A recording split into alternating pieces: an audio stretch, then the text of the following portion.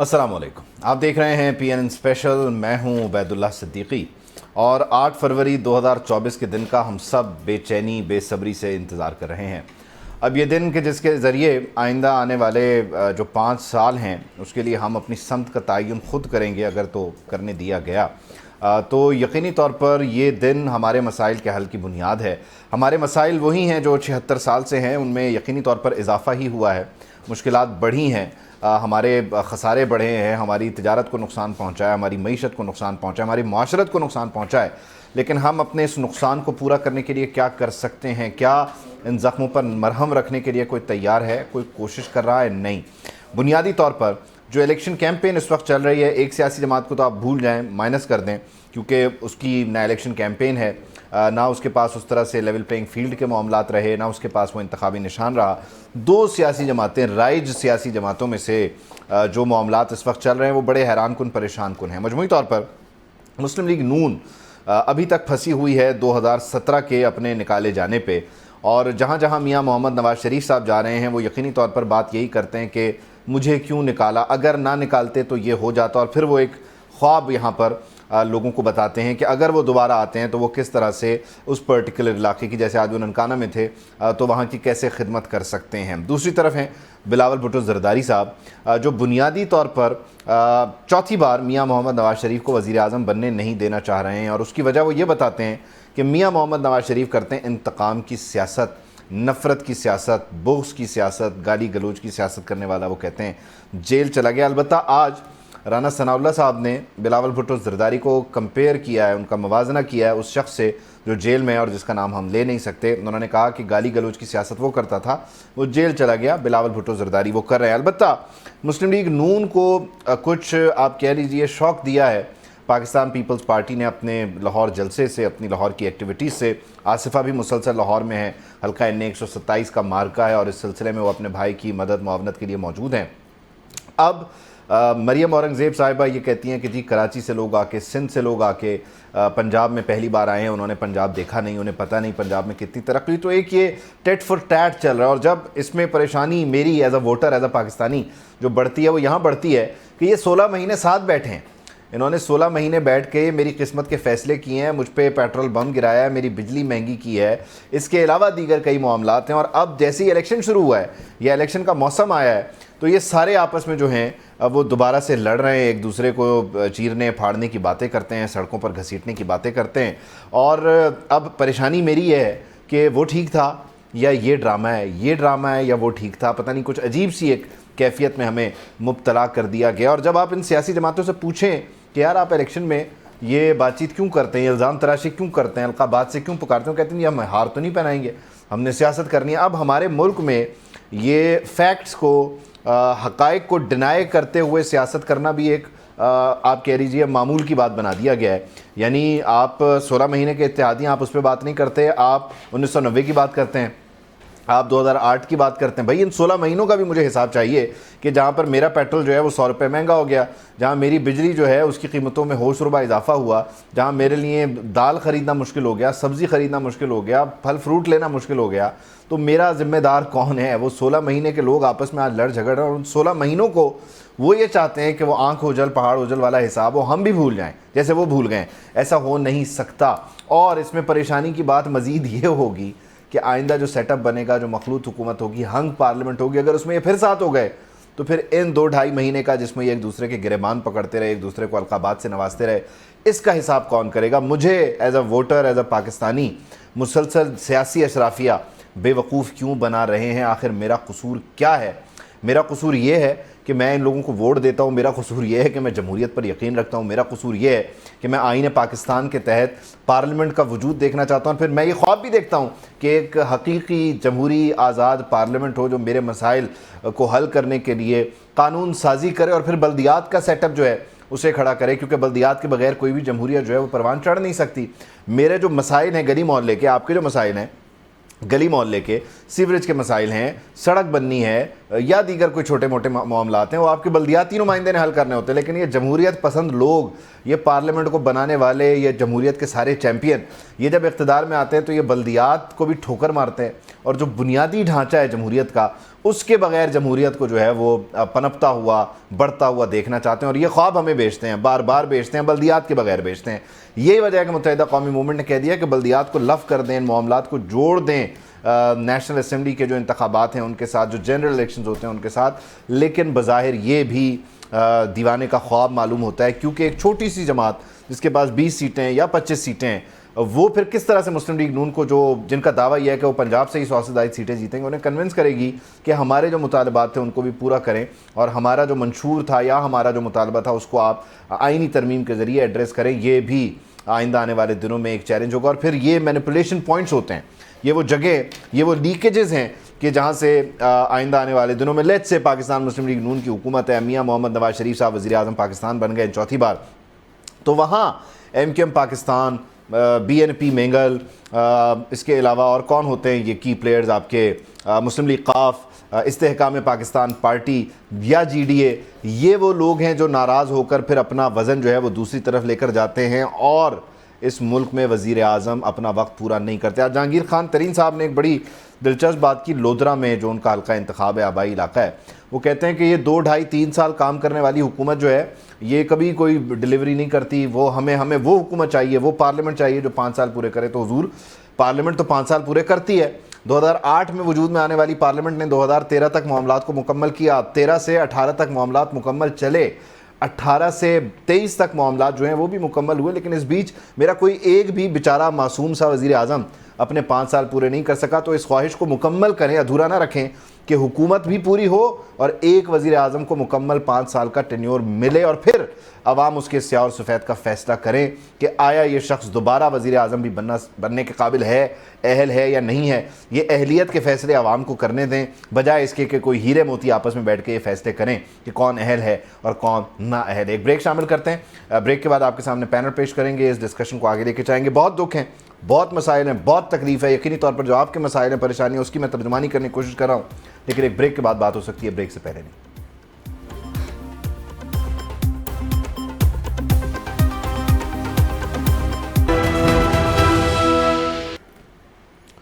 Welcome back. اور break پر جانے سے پہلے جو آپ کا کنسرن ہے، آپ کا دکھ ہے، آپ کے خدشات، تحفظات، سوالات ہیں، وہ میں نے کوشش کی کہ ایک ابتدائیے کی صورت بیان کروں۔ پینل آپ کے سامنے پیش کرتے ہیں تاکہ پھر اس گفتگو کو ہم آگے لے کے چلیں۔ احمد رضا قصوری صاحب ہمیں جوائن کریں۔ قصوری صاحب بہت شکریہ آپ کے وقت کا۔ عبداللہ حمید گل صاحب بھی ہمیں جوائن کر رہے ہیں۔ عبداللہ صاحب بہت شکریہ، تھینک یو فار جوائننگ اس۔ قصوری صاحب آپ سے ان معاملات کا آغاز کرتے ہیں۔ بنیادی طور پہ پاکستان میں 2 پارٹی سسٹم کا خاتمہ اور تیسری سیاسی قوت کا جو ہے وہ ارتقاء ہوا، اس کی شمولیت ہوئی، اور پھر وہ پروجیکٹ لانچ ہوا، پھر اس کو کنکلوڈ بھی کر دیا، سمیٹ بھی دیا گیا۔ اب ہم دوبارہ بیک ٹو اسکوائر 1 ہیں کہ جہاں 2 دھڑے جو ہیں، 2 فریق جو ہیں وہ آپس میں لڑ رہے ہیں، اور مجھے تو بظاہر یہ لگ رہا ہے کہ وہ مجھے بیوقوف بنا رہے ہیں اور مسلسل بنا رہے ہیں۔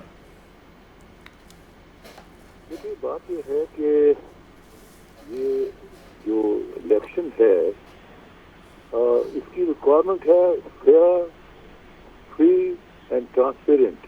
یہ تینوں الفاظ جو میں نے استعمال کیے ہیں یہ آئین کے آرٹیکل 218 میں ان کا تذکرہ ہے کہ جب تک الیکشن فیئر، فری، ٹرانسپیرنٹ ہی ہوں گے اس کی کریڈیبلٹی نہیں بنے گی چاہے وہ الیکشن ہو بھی جائے۔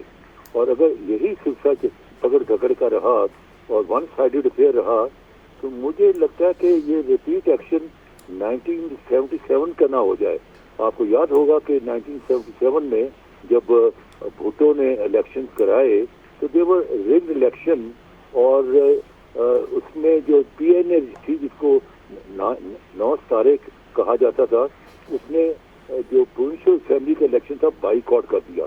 اب اصل میں ہوتا ہے جو الیکشن کے درمیان جو ٹیمپو بنتا ہے، اگر لوگوں کے ذہنوں میں یہ بن جائے کہ یہ election fair, free and spontaneous نہیں ہے، تو وہ جو ٹیمپو بناتا ہے that converted into civil disobedience. اور آپ کو یاد ہوگا کہ وہ سول ڈسوبیڈینس اسٹارٹ ہوئی اور 4 بڑے شہروں میں بھٹو کو منی مارشل لگوانا پڑا، اور ایونچولی پھر آپ کو یاد ہوگا اٹ اینڈ اپ ان 5 जुलाई 1977. बाकी जहाँ तक रहा कि जो फौज होती है, फौज की पहली जो वफादारी होती है वो रियासत के साथ होती है, गवर्नमेंट के साथ उसकी एक कॉन्स्टिट्यूशनल रिलेशनशिप होती है. अगर किसी वक्त फौज ये देखे कि मुल्क जो है डामाडोल हो रहा है और यही चीज़ें कंटिन्यू रहें कि मुल्क को नुकसान हो जाएगा, तो ऐसी सूरत में फौज जो है उसके पास कोई और ऑप्शन रह नहीं जाता बट टू सी कि मुल्क बचाया जाए. तो चीज़ ये है कि ये आपका जो आर्टिकल 5 ऑफ द कॉन्स्टिट्यूशन है वो बड़ा क्लियर टर्म में कहता है कि एवरी सिटीजन, जो कि मैं भी हूँ, आप भी हैं, और आर्मी का COS वो भी सिटीजन है, every citizen has a loyalty towards the state and obedience towards the constitution. तो obedience and जो लॉयल्टी है उसका जमीन आसमान का फर्क है. अगर किसी वक्त आइन और रियासत आमने सामने आ जाए तो किसको बचाएंगे? कि अगर आपको आइन बचाते बचाते आप रियासत खो बैठे, जैसे कि मशरकी पाकिस्तान में हुआ कि हम आइनी झमेलों में पड़ गए और हमने रियासत को बचाने की कोशिश नहीं की, तो आपके सामने रिजल्ट है कि आधा पाकिस्तान टूट गया. तो चीज़ ये है कि पहली जिम्मेदारी जो होती है वो रियासत बचाने की होती है. अगर रियासत बच जाती है तो फिर आइन जो है दैट कैन बी रिस्टोर्ड.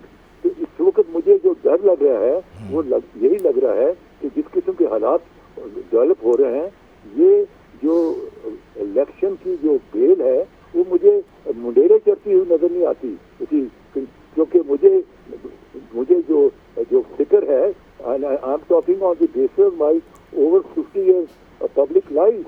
मैंने इस मुल्क में लोगों का कुर्सियों पर बैठते हुए देखा है और कुर्सियों से निकाले जाता हुए देखा है.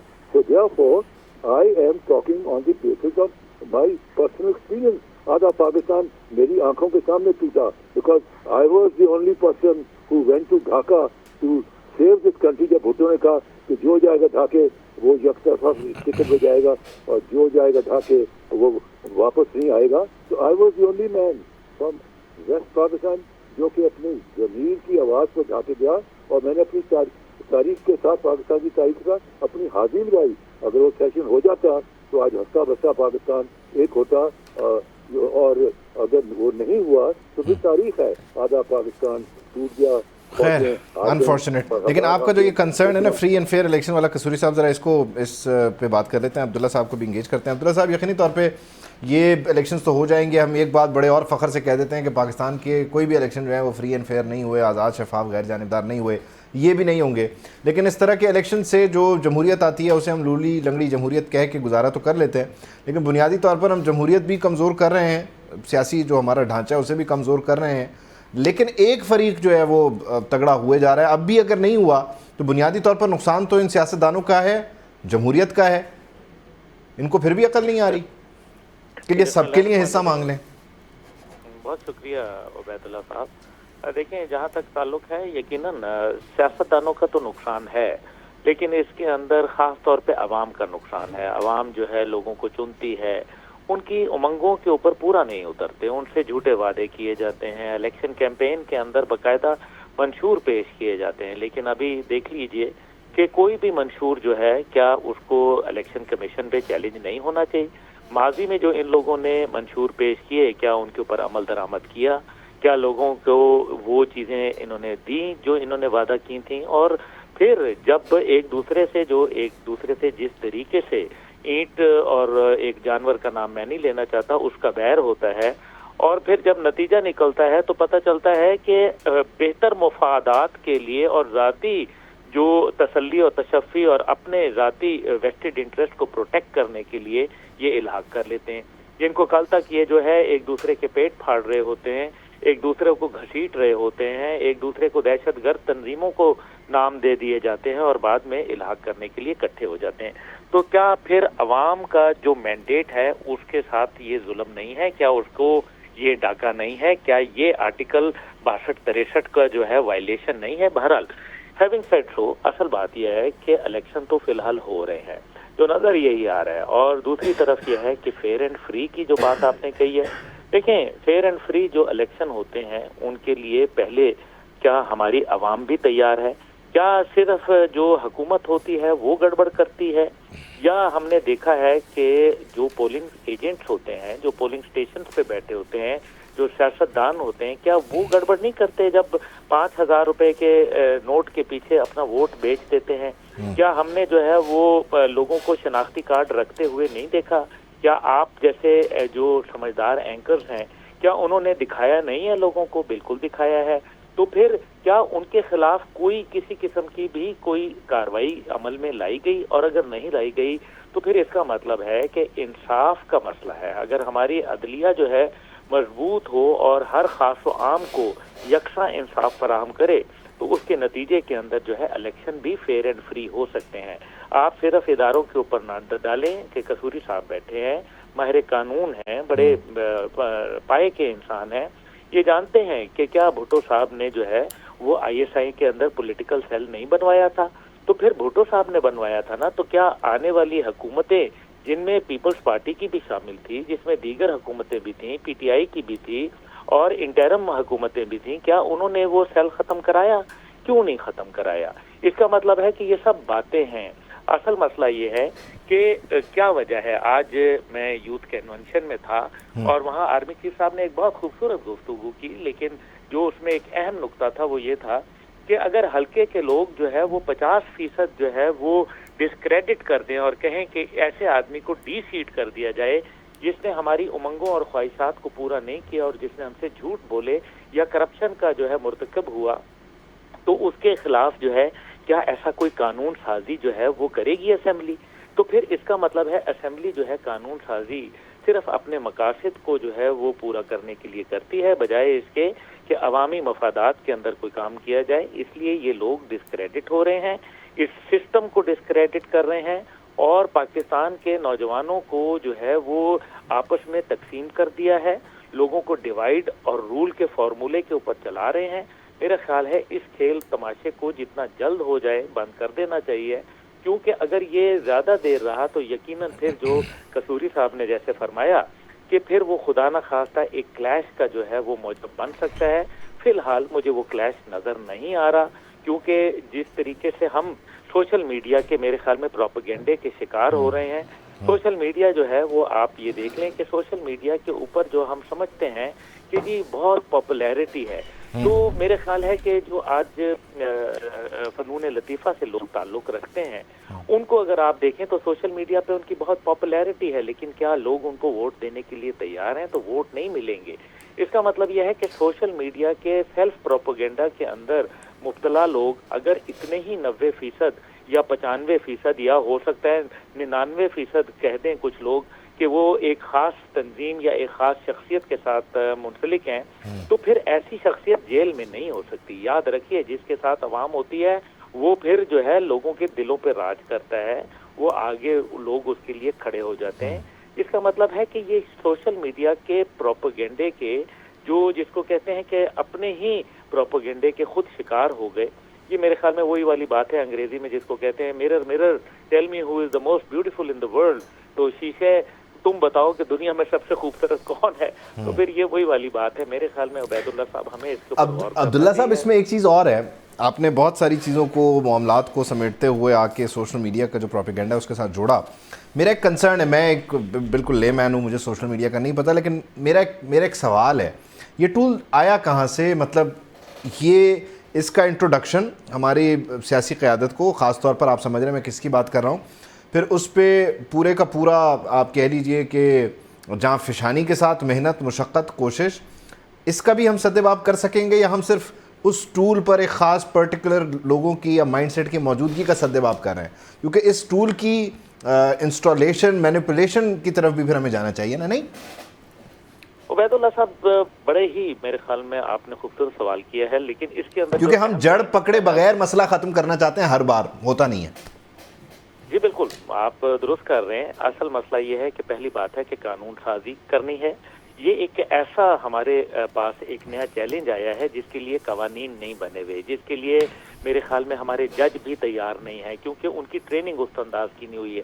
اور سب سے بڑی بات یہ ہے کہ یہ سوشل میڈیا کا جو معاملہ ہے، ایک بہت اہم اس کے اندر نقطہ یہ ہے کہ آپ کے پاس فارورڈ کی جو ہے وہ ایک سہولت ہوتی ہے، اس میں کاپی اور کٹ اور پیسٹ کی سہولت ہوتی ہے.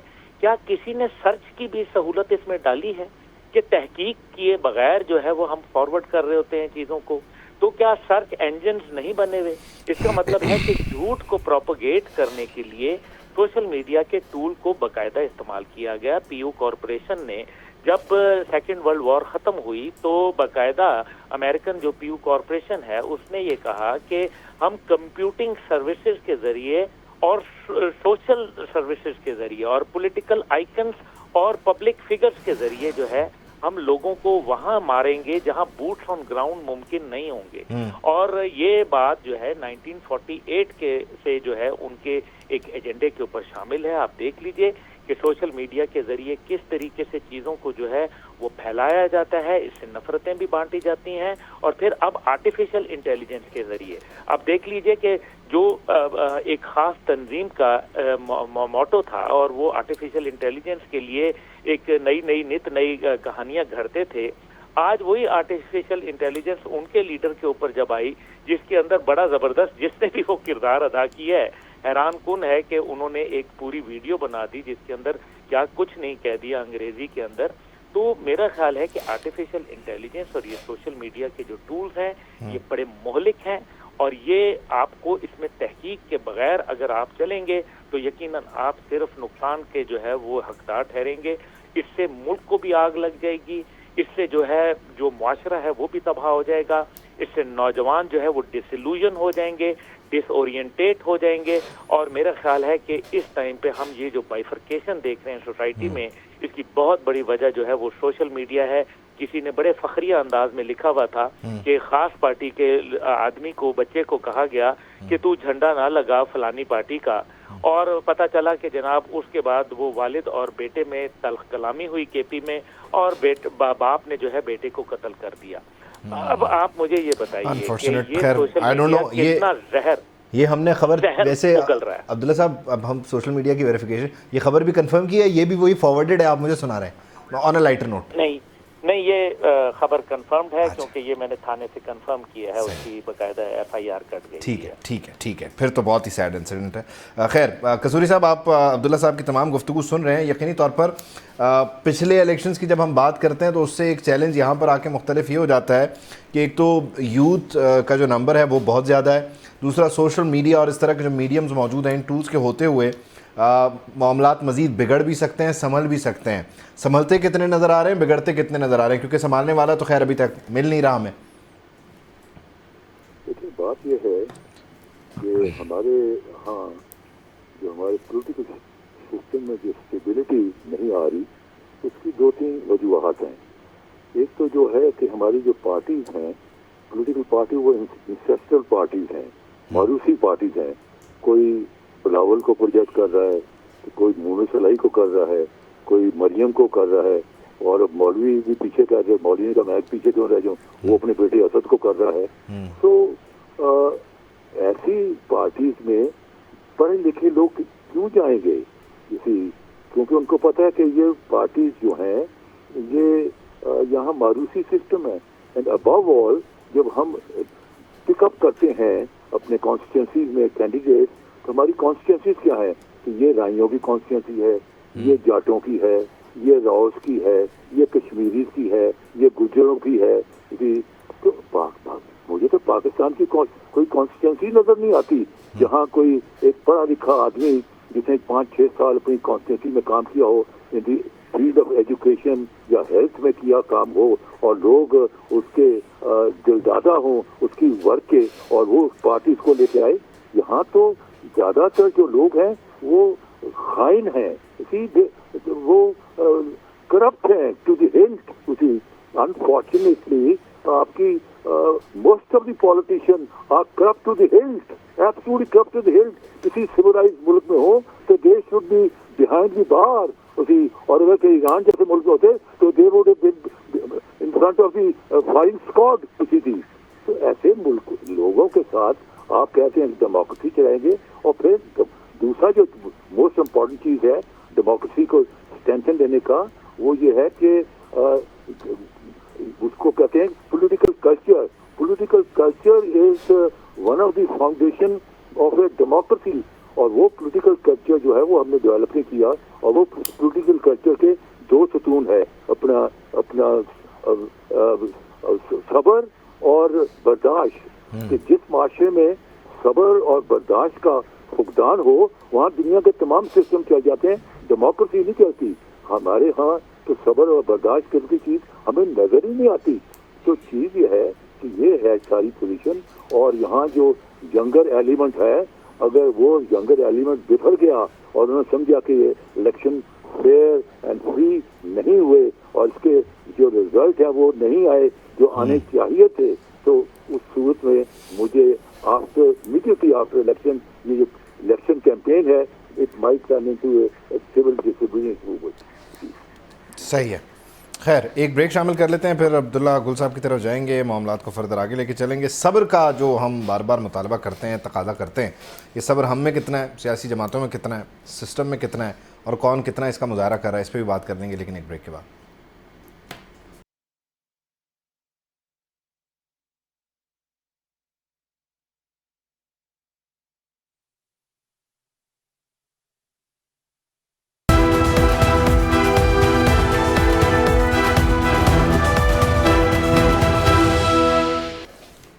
Welcome back. اور عبداللہ صاحب بریک پہ جانے سے پہلے قصوری صاحب نے صبر اور برداشت کی بات کی, تو میں چاہتا ہوں کہ آپ میں بھی صبر ہو, قصوری صاحب میں بھی ہو, قصوری صاحب چاہیں گے ہم دونوں میں ہو.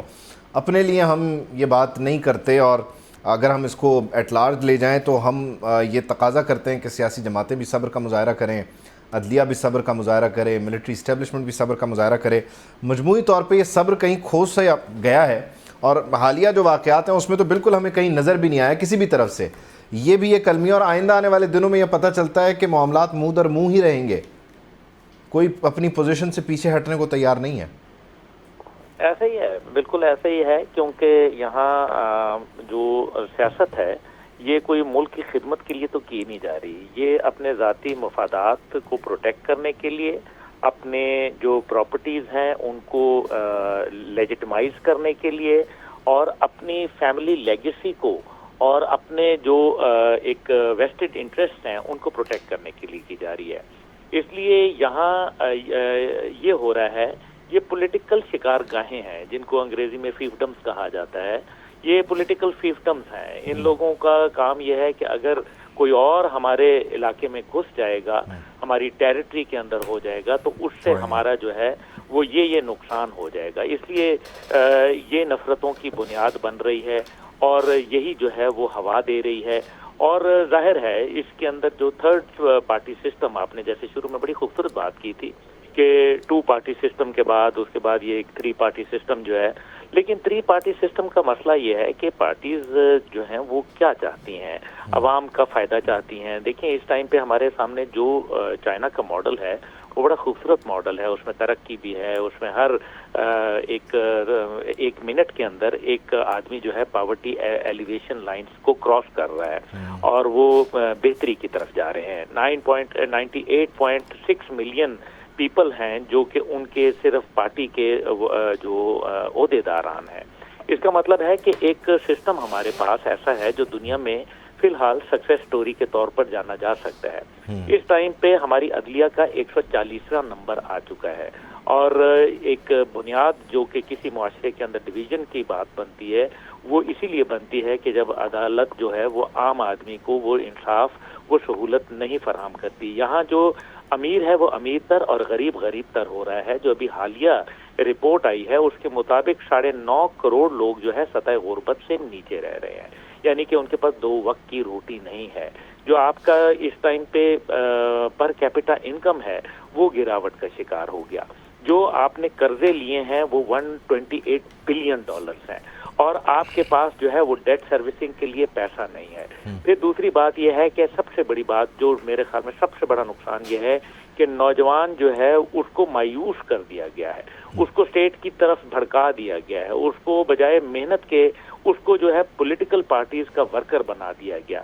ہم ایسے کیسے بھول سکتے ہیں کہ 1128 لوگوں کو باقاعدہ کے پی گورنمنٹ جو ہے 25,000 روپیہ فی کس جو ہے وہ ادا کر رہی تھی، اور 830 ملین جو ہے وہ ان کے اوپر خرچ کر دیے گئے سوشل میڈیا جو ہے وہ کیمپین کے لیے اور اپنی پارٹی کو پروٹیکٹ کرنے کے لیے. یہ ہاربل فگرز ہیں، اور ان کا جب تک کہ عدالت کے اندر معاملات نہیں چلیں گے. دیکھیں نا، عدالت میں راتوں رات تو عدالتیں کھل رہی ہیں، ہم دیکھ رہے ہیں، اور سیاستدانوں کے لیے کھل رہی ہیں. کیا وہ اس بیچارے محمد دین کے لیے کھلی جس کے بیٹے کو جو ہے وہ 4 ٹکڑے کر کے اس کے سامنے ڈال دیا گیا؟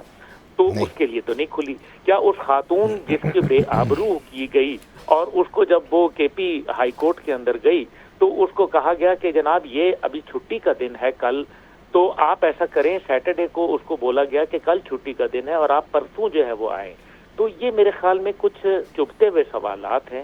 یہاں نکتہ چینی مقصد نہیں ہے، لیکن وہ باتیں ہیں جو عوام کے دلوں کے اندر جو ہے وہ ایک ناسور بنتی جا رہی ہیں، اور اسی بنیاد کے اوپر جو پولیٹیکل پارٹیز ہیں وہ ایکسپلائٹ کر رہی ہیں، وہ اس سارے سسٹم کو جیپرڈائز کرنا چاہتی ہیں.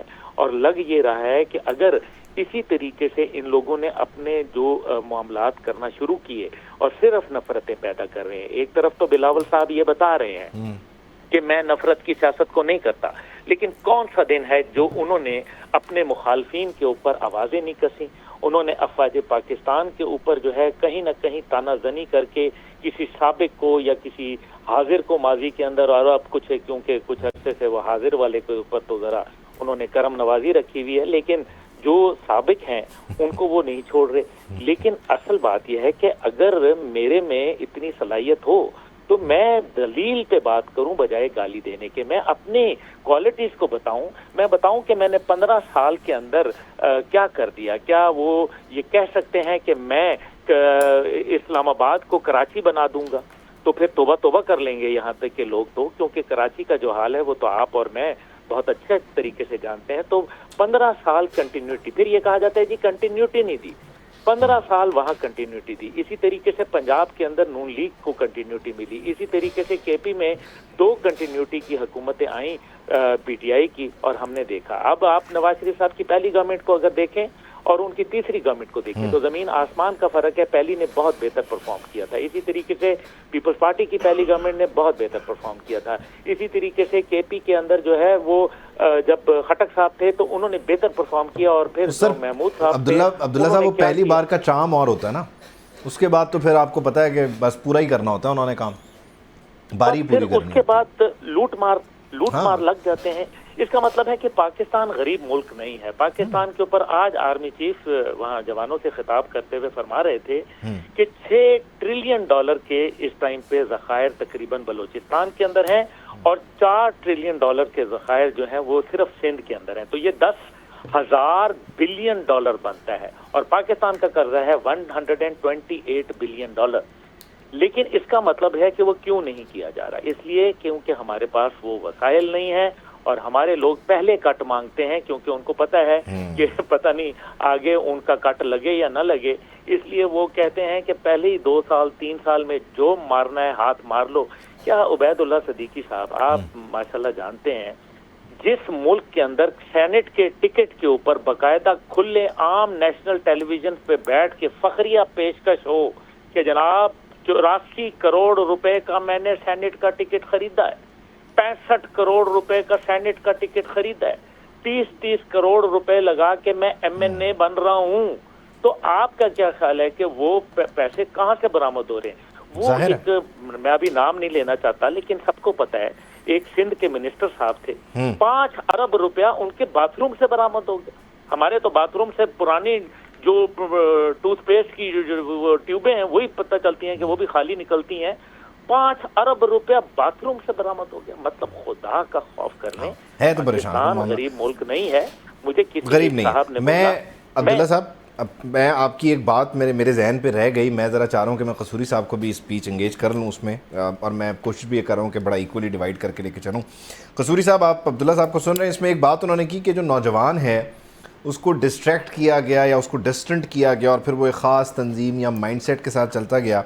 آپ کو نہیں لگتا کہ یہ معاملہ مائنڈ سیٹ اور موڈ کا اس نوجوان کا نہیں ہے، بلکہ سسٹم کا ہے. سسٹم میں سب آ جاتے ہیں, میں آپ جو صحافی ہیں, بیوروکریٹس ہیں, عدلیہ ہے, دیگر تمام لوگ ہیں. ان کا موڈ ہے تو آج جو برا ہو رہا ہے وہ برا نظر نہیں آئے گا. موڈ چینج ہو گیا تو جو اچھا تھا اس میں سے بھی برائی ڈھونڈ لی جائے گی. تو کیوں نہ ہم آئین پاکستان کو جو ہے وہ سب سے اوپر لے جائیں, قواعد و ضوابط ضابطوں کو اوپر لے جائیں, اور ہم بولیں اس کے تحت ہم نے چلنا ہے, موڈ کا خاتمہ ہی کر دیں ونس فار آل. کیونکہ موڈ آج کسی سے اچھا ہے کل برا ہو جائے گا. اس طرف ہم جا ہی نہیں رہے. دیکھیے بات یہ ہے کہ ہمارے ہاں جو سسٹم ہے it has utterly failed. System fail ہو گیا, کلیپس کر گیا. کیونکہ بیوروکریسی جو ہے آپ کی سویلین بیوروکریسی وہ کلیپس کر گئی ہے. آپ کی پارلیمنٹ وہ کلیپس کر گئی ہے. آپ کی جوڈیشری وہ کلیپس کر گئی ہے. تو یہ 3 پلرز ہیں کیونکہ ہمارے ہاں ٹرائیکاٹمی آف پاور ہے.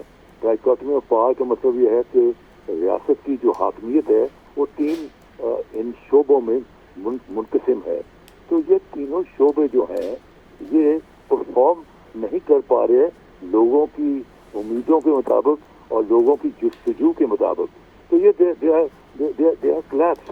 پوری کی پوری ریاست ایک ستون پر کھڑی ہوئی ہے اور اس ستون کا نام ہے افواج پاکستان. اس کے اوپر وہ ساری اس وقت ذمہ داریاں ہیں, اس سیکیورٹی کی, انٹرنل سیکیورٹی کی بھی, ایکسٹرنل سیکیورٹی کی, نیشنل انڈیپینڈنس کے دفاع کی بھی. یہ تمام ذمہ داریاں اس پر ہیں اور اس کے اوپر جو ہے ایک پلانڈ ایک ایفرٹ چل رہا ہے کہ اس کا جو تقدس ہے, اس کی جو پاپولیرٹی ہے, اس کی جو عوام کے ساتھ رشتہ ہے, اس میں خلیج ڈالی جائے, جس کو کہتے ہیں ہائیبرڈ وار اینڈ اپنا 5th جنریشن وار. اور یہ اجے دیوال جو کہ اپنا ہیڈ ہے را کا, اس کا یہ کانسیپٹ ہے, اٹ از ہز ڈاکٹرن کہ اب جو وارز ہیں وہ توپ اور تفنگ کے بارڈرز پر نہیں ہوگی بلکہ ذہنوں میں ہوگی. اور ذہنوں میں اتنا انتشار پیدا کر دیا جائے گے, اتنے شبہات پیدا کر دیے جائیں گے ملک کی صالحیت کے بارے, ملک کی اکانومی کے بارے, ملک کے افواج کے بارے میں,